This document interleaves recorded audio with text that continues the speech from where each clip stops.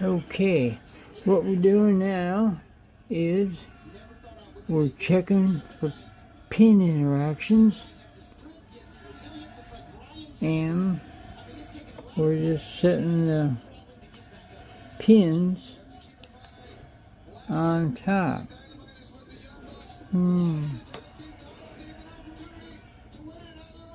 Helps if you get a core buddy.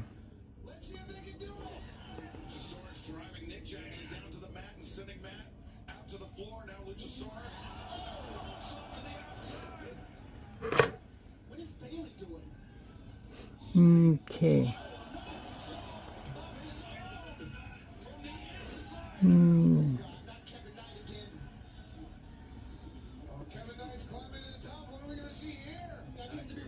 You'll notice how that spool fit all the way in there. That spool is fully engaged.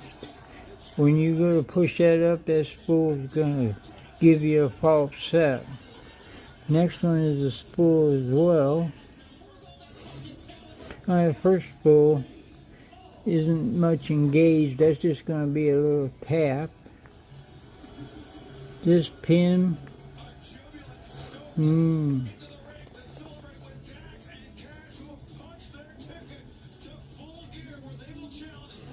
sits right on top, and this won't balance there, so I'm not going to put it there.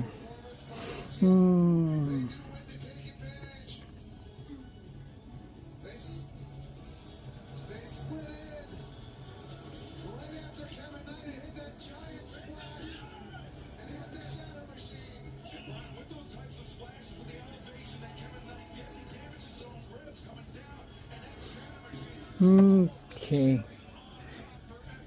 we're going to settle for those two right there. That's an example of a fully engaged spool, and this is one that just sits on top. That's how you do a deep dive and check for pin interactions and beat your lock, defeat it.